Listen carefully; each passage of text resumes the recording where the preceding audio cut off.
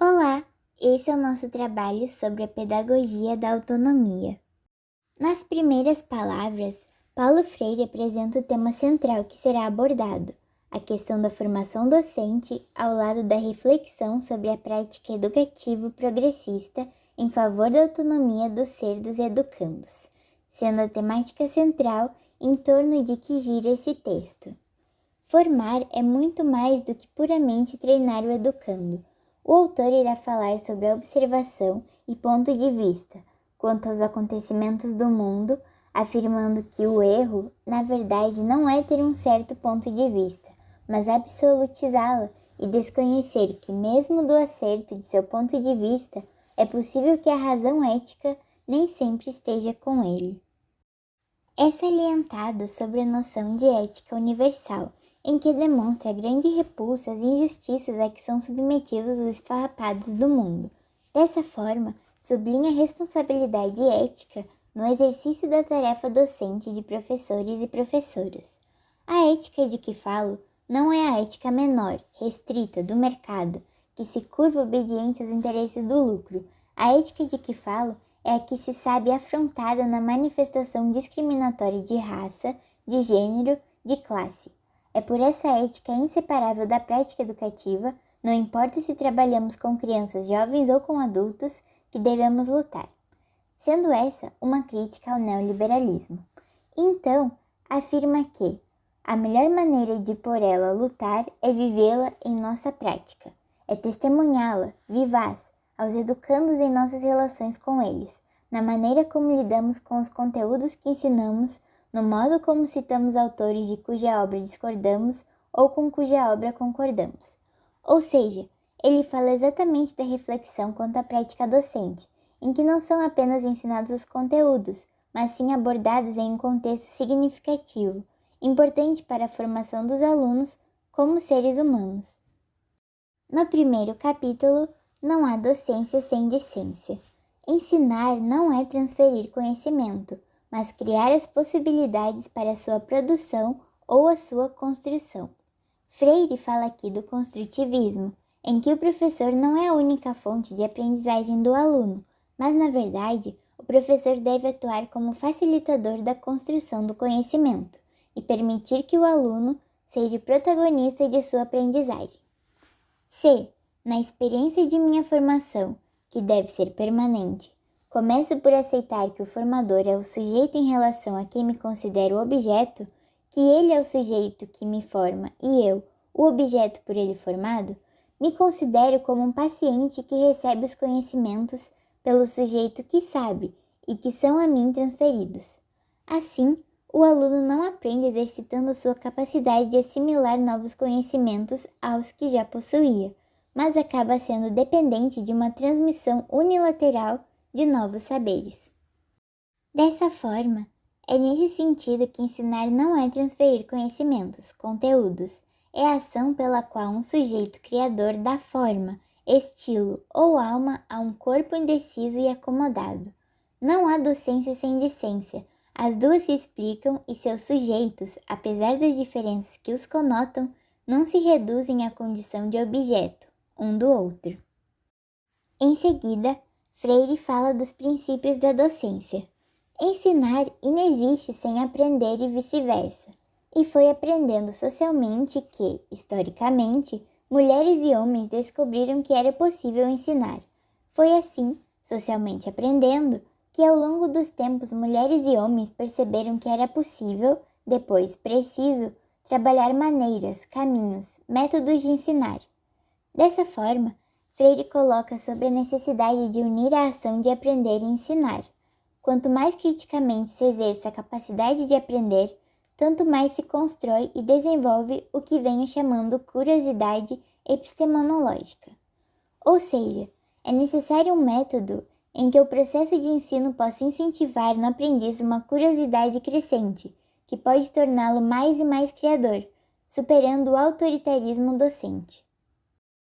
A força criadora do aprender de que fazem parte a comparação, a repetição, a constatação, a dúvida rebelde, a curiosidade não facilmente satisfeita, que supera os efeitos negativos do falso ensinar. Essa é uma das significativas vantagens dos seres humanos, a de se terem tornado capazes de ir mais além de seus condicionantes. Assim, sabemos que o educador democrático não pode negar-se o dever de, na sua prática docente, reforçar a capacidade crítica do educando, sua curiosidade, sua insubmissão. A questão se dá em torno da aprendizagem crítica, em que o aluno não apenas recebe o conteúdo de forma passiva, mas sim de maneira questionadora, curiosa, não satisfeita com o conhecimento entregue sem discussão. Nesse sentido, mostra-se a importância do papel do educador, em que faz parte de sua tarefa docente não apenas ensinar os conteúdos, mas também ensinar a pensar certo. Daí a impossibilidade de vir a tornar-se um professor crítico se, mecanicamente memorizador, é muito mais um repetidor cadenciado de frases e de ideias inertes do que um desafiador. Freire fala aqui sobre a necessidade do educador ser pensativo e desafiador desde o princípio, para que consiga passar essa curiosidade e vontade de reflexão para os alunos. O intelectual memorizador, que lê horas a fio, domesticando-se ao texto, temeroso de arriscar-se, fala de suas leituras quase como se estivesse recitando-as de memória. Não percebe, quando realmente existe, nenhuma relação entre o que leu e o que vem ocorrendo no seu país, na sua cidade, no seu bairro. Ou seja, Freire critica esse educador, que não apresenta nenhuma proximidade à realidade, apenas idealiza o ensino, distante e desconectado do concreto. Uma das condições necessárias a pensar certo é não estarmos demasiado certos de nossas certezas. Mas, histórico como nós, o nosso conhecimento do mundo tem historicidade. Ao ser produzido, o conhecimento novo supera outro que antes foi novo, e se fez velho e se dispõe a ser ultrapassado por outro amanhã. Daí que é tão fundamental conhecer o conhecimento existente, quanto saber que estamos abertos e aptos à produção do conhecimento ainda não existente. Ensinar, aprender e pesquisar lidam com esses dois momentos desse ciclo, em que se ensina e se aprende o conhecimento já existente e o em que se trabalha a produção do conhecimento ainda não existente. As palavras de Freire novamente se relacionam exatamente com os princípios do construtivismo, em que é necessário saber do conhecimento prévio do aluno para ajudá-lo a construir conhecimentos novos, a partir de momentos de reflexão significativos e repletos de ação ativa e curiosa dos alunos. Agora vou falar sobre os subtópicos do capítulo 1. 1.2. Ensinar exige pesquisa. Não há ensino sem pesquisa, e pesquisa sem ensino. O educador nunca pode parar de indagar, questionar a realidade e seus saberes já conhecidos. Ao mesmo tempo, deve ensinar para o aluno que o conhecimento não é finito. Deve-se buscar o conhecimento em conjunto com o questionamento sobre como esse novo saber se relaciona com a sua realidade. Ensinar exige respeito aos saberes dos educandos. Pensar certo coloca ao professor ou, mais amplamente, à escola, o dever de não só respeitar os saberes com que os educandos, sobretudo das classes populares, chegam a ela, saberes socialmente construídos na prática comunitária, mas também discutir com os alunos a razão de ser de alguns desses saberes em relação com o ensino dos conteúdos. Por que não aproveitar a experiência que têm os alunos de viver em áreas da cidade descuidadas pelo poder público para discutir, por exemplo, a poluição dos riachos e dos córregos e os baixos níveis de bem-estar das populações, os lixões e os riscos que eles oferecem à saúde das gentes? Assim, construindo conhecimento a partir de experiências que os alunos já possuem, o que torna o ensino mais próximo da realidade do aluno. Por que não discutir com os alunos a realidade concreta que se deva associar à disciplina cujo conteúdo se ensina, a realidade agressiva em que a violência é constante e a convivência das pessoas é muito maior com a morte do que com a vida? Por que não estabelecer uma necessária intimidade entre os saberes curriculares fundamentais aos alunos e a experiência social que eles têm como indivíduos? Essas são realidades para o educador refletir e adaptar o seu ensino para que os alunos com essas vivências possam se sentir mais inseridos no conteúdo que aprendem na escola. Ensinar exige criticidade.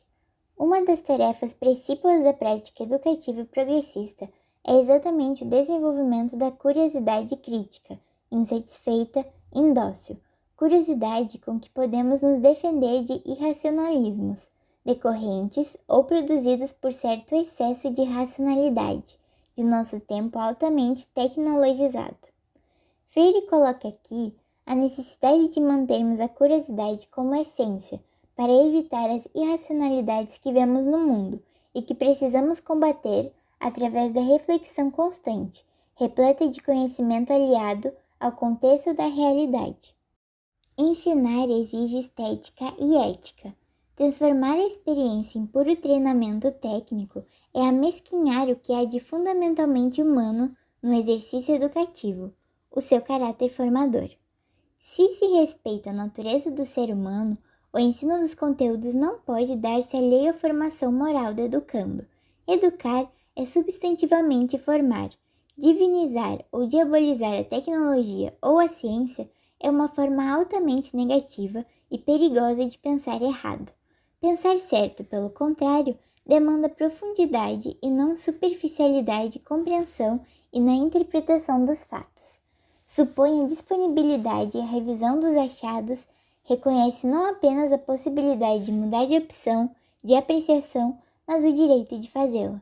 Aqui, Freire irá comentar sobre a possibilidade do educador alterar os princípios de sua metodologia de ensino, sempre prezando pelo que for mais positivo para a construção do conhecimento do estudante. É necessário educar ao mesmo tempo em que é formada a moral do estudante, ao mesmo tempo em que é preciso se adaptar à realidade que está sempre mudando e afetando o contexto pré-existente dos alunos. Ensinar exige a corporificação das palavras pelo exemplo. O professor que realmente ensina, que trabalha os conteúdos no quadro da rigorosidade do pensar certo, nega como falsa a fórmula farisaica do faço o que mando e não o que faço.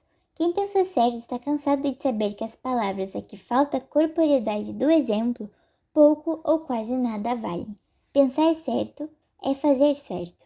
Assim, o autor salienta a necessidade do educador realmente seguir o que está ensinando aos alunos. Ele usa de exemplo a seguinte frase, que podem pensar alunos sérios de um professor que, há 2 semestres, falava com quase ardor sobre a necessidade de luta pela autonomia das classes populares e hoje, dizendo que não mudou, faz o discurso pragmático contra os sonhos e pratica a transferência de saber do professor para o aluno. Esse professor estaria pregando o construtivismo, porém, sem respeitá-lo como filosofia, havendo apenas conveniência em suas crenças educacionais. Ensinar exige risco, aceitação do novo e rejeição a qualquer forma de discriminação. Faz parte igualmente do pensar certo a rejeição mais decidida a qualquer forma de discriminação. A prática preconceituosa de raça, classe, gênero ofende a substantividade do ser humano e nega radicalmente a democracia. A grande tarefa do sujeito que pensa certo não é transferir, depositar, oferecer ao outro, tomado como paciente de seu pensar, a inteligibilidade das coisas, dos fatos, dos conceitos. A tarefa coerente do educador que pensa certo é, exercendo como ser humano a irrecusável prática de inteligir, desafiar o educando com quem se comunica e a quem comunica, produzir sua compreensão do que vem sendo comunicado. Não há inteligibilidade que não seja comunicação e intercomunicação e que não se funde na dialogicidade. O pensar certo, por isso, é dialógico e não polêmico. Nesse tópico, Freire salienta a necessidade do pensar certo estar aliado ao diálogo, em que pensar certo não é um saber definitivo, mas sempre adaptável. Ensinar exige reflexão crítica sobre a prática. Na formação permanente dos professores, o momento fundamental é o da reflexão crítica sobre a prática. O próprio discurso teórico, necessário à reflexão crítica, tem de ser de tal modo concreto que quase se confunda com a prática. O seu distanciamento epistemológico da prática, enquanto objeto de sua análise, deve dela aproximá-lo ao máximo.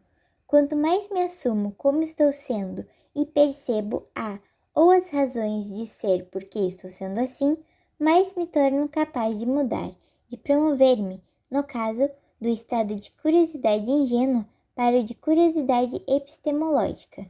Nesse sentido, Freire está falando de como nosso conhecimento novo deve afetar a nossa realidade, para que possamos passar de uma simples curiosidade para a construção do conhecimento concreto.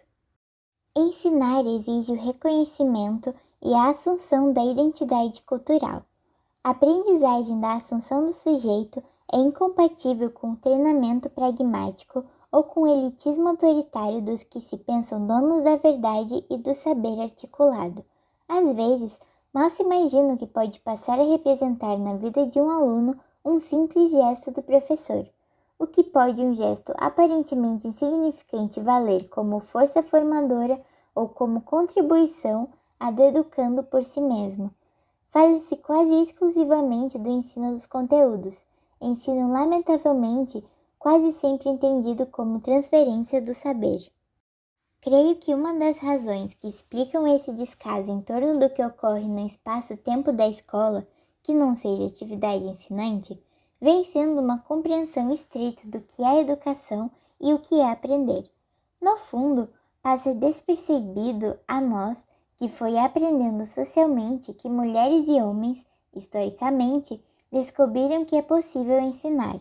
Se estivesse claro para nós que foi aprendendo que percebemos ser possível ensinar, teríamos entendido com facilidade a importância das experiências informais nas ruas, nas praças, no trabalho, nas salas de aula das escolas, nos pátios dos recreios.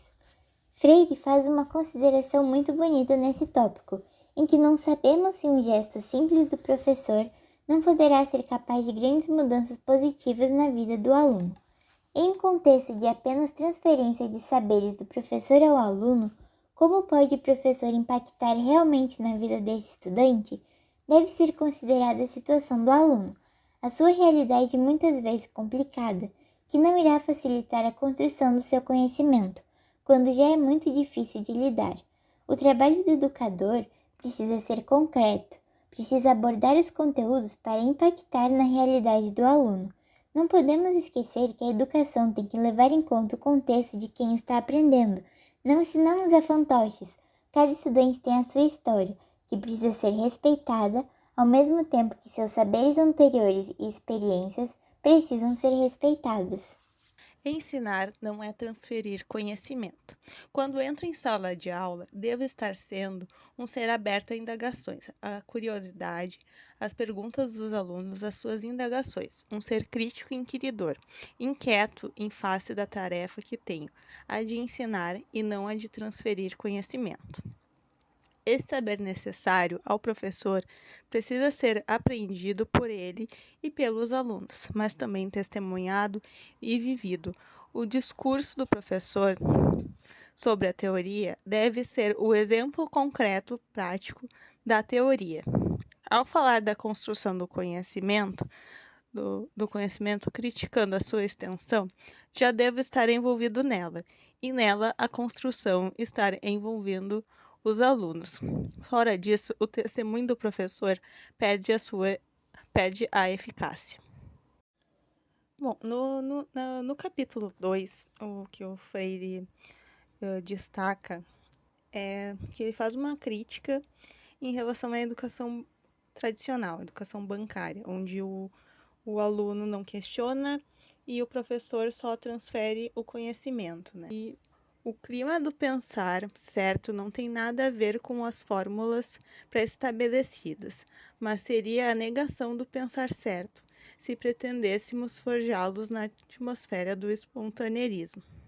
Sem rigorosidade metódica, não há pensar certo.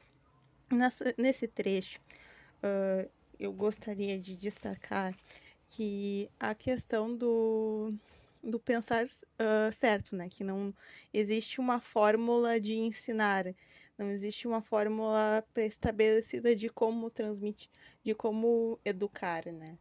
e que o professor precisa ter rigorosidade metódica, o professor tem que ser organizado, tem que buscar mecanismos para o ensino.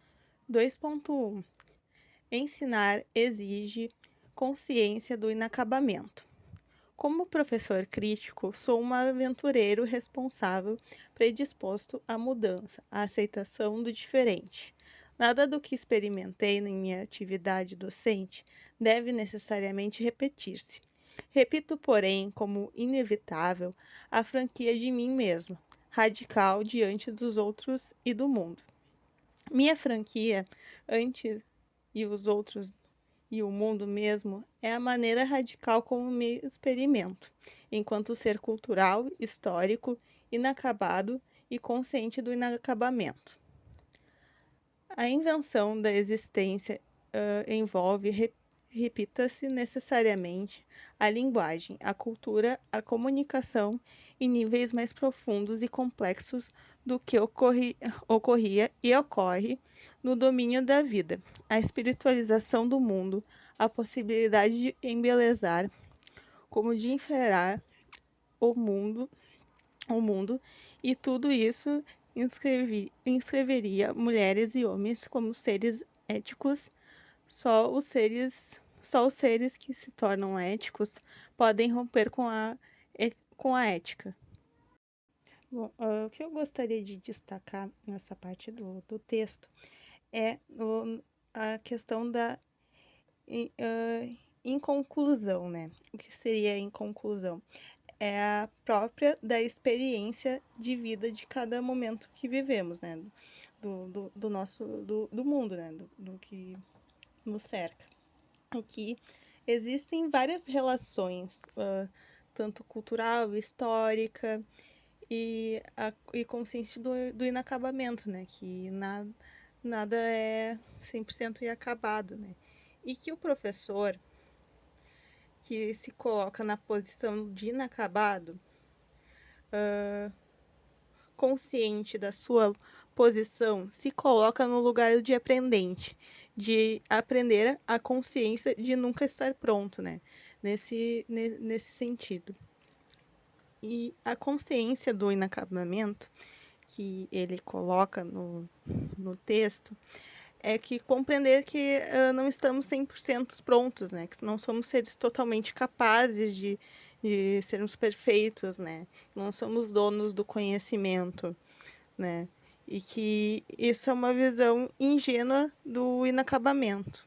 2.2, quando ele traz a questão do condicionado, é que nós somos condicionados por diversos fatores, tanto social, político e histórico, né, que nos cerca à nossa volta. E que essas condições, elas formam barreiras e dificultam a superação da questão de mudar o mundo, tanto na questão do professor como do educando, né? Dessa possibilidade dele transferir o seu meio, de mudar o seu meio, e que esses obstáculos também não são eternos, não são para sempre, eles são mutáveis, é capaz de mudar. E a educação é uma forma transformadora. No 2.3, a questão da autonomia no texto é uma coisa fundamental, né? E que ele coloca que o aluno tem que ter autonomia e o professor tem que respeitar uh, as próprias questões do aluno, os seus gostos, sua inquietude, né? O seu jeito, né? E não ser um professor autoritário e nem licencioso, né? Licencioso, porque eles rompem com essa questão da curiosidade, da inquietude do aluno, da questão do bom senso. Entra uma questão muito importante, que é a questão da ética, né? Da ética do professor, da questão de ter o bom senso e de estabelecer os limites dessa relação. E, ao mesmo tempo, com a sua prática, sua forma metodológica, transformar isso numa capacidade de indagar, de que o educando tenha dúvidas, de aferir, e na questão de respeito também em relação à dignidade do educando, né? De tanto do respeito do educando em relação ao professor, e o professor é o educando, e o educando e o educador respeitar a autonomia do educando.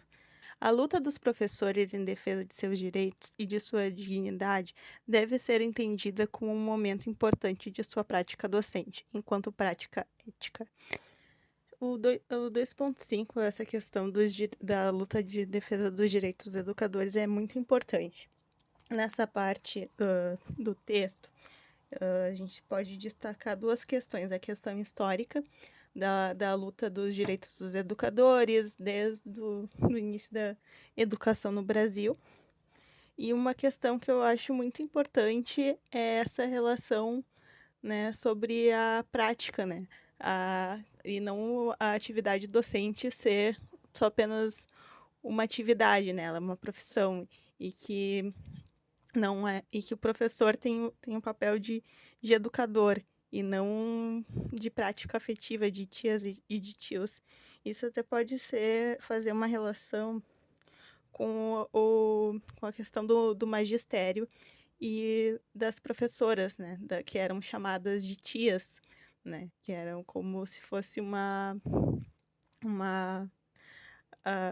não era valorizado a profissão, e a professora em si tinha perdas muito grandes de direitos, e que a sua prática não era valorizada como educadora, apenas como prática afetiva.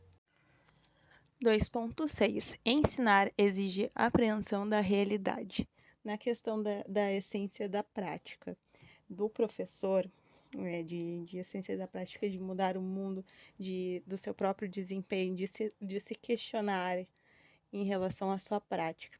E outra é a questão da memorização mecânica, né? Que a memorização mecânica é questionada como algo ineficaz, algo que não é um aprendizado verdadeiro, é só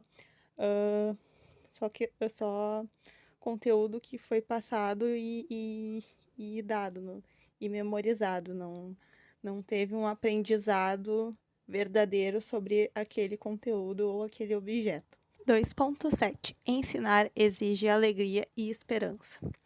Há uma relação entre a alegria necessária à atividade educativa e a esperança.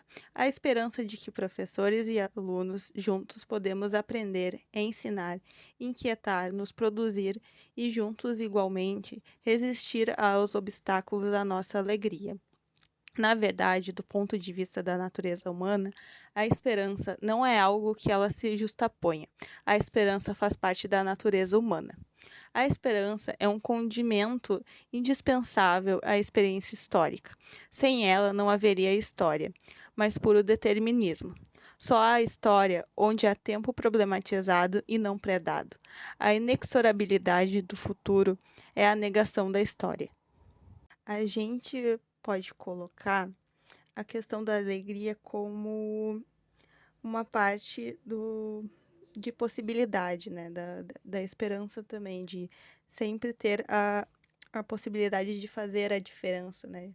Entre, juntos com tanto professores como com alunos, de mutuamente poder aprender e aí ensinar. 2.8. Ensinar exige a convicção de que a mudança é possível. Bom, no 2.8 a gente pode destacar a questão da determinação, né? Que a história não é determinada, que o mundo não é, que o mundo está sendo, que o mundo se transforma em algo, né? E que o papel do professor é de ser um ser ativo dessa mudança, ser o ser não apenas como objeto da história, de estar condizente apenas com a história. Não, dele ser uma pessoa ativa e nessa mudança de mundo. 2.9. Ensinar exige curiosidade. Nesse capítulo do 2.9, a gente pode destacar a questão da curiosidade e voltar a outras questões que já foi trabalhadas no texto anteriormente, como o papel do professor autoritário e paternalista, que os dois eles inibem a curiosidade do educando, eles dificultam o exercício da curiosidade dele. E nesse quesito, que ensinar é a capacidade de indagar, de necessidade de buscar mais os limites, né? Pensando na questão pedagógica democrática, né? E que a curiosidade do professor não pode invadir a curiosidade do aluno, né? Ou impor sobre o aluno sua curiosidade. E nesse sentido, o professor também tem que estabelecer os limites com a relação do aluno, a questão da sua própria curiosidade, dos seus movimentos, sua inquietude. Esse foi o nosso trabalho. Agradecemos a atenção.